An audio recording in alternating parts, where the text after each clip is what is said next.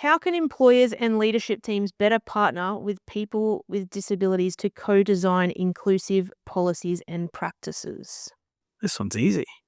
We use you guys as an example, right? We got together, I don't know how many weeks ago it was with Marion and Selena, and had a conversation with our Queensland State GM about how we could work together to progress this. And I think it's probably one of the biggest things is us as a large employer partnering with organizations like ETC who have the client contacts. And it's about bringing all those different things together. And we're going, okay, well, we need this, this, and this. And you guys saying, well, we've got clients who need this, this, and this. And we can design training and wraparound support around the candidates so that we actually get the best outcomes. So it's about employers and I'll say providers and candidates coming together to work out what's actually best, not just for industry, but for the candidate.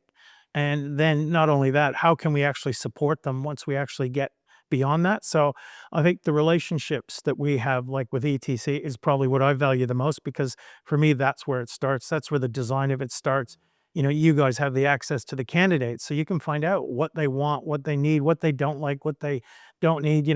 In terms of advocacy, I guess being a really large employer, I see it as a really big responsibility for us Hmm. that we have so much contact with so many employers out there in industry that we have a responsibility to go and advocate for people with disabilities. And it's not easy because people do have personal biases and they're concerned about their business. Is it going to slow production? Are they going to be able to keep up? All those sort of things. But, I guess I take my role really seriously in going out and talking to some of these large employers. And we've had some great successes.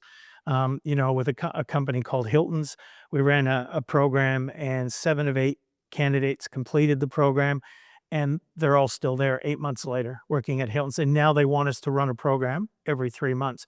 They were never necessarily open to that particular cohort before until we had conversations with them.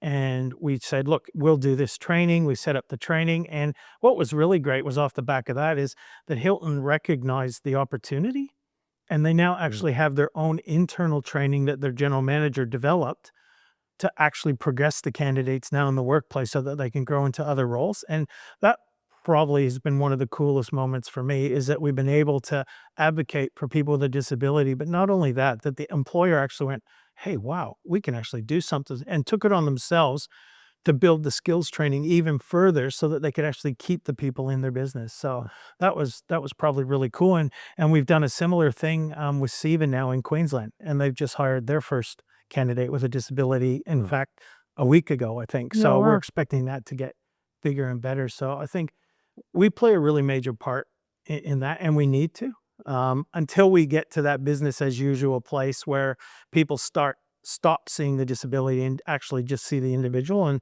we just have to keep doing that until we get to that point in time.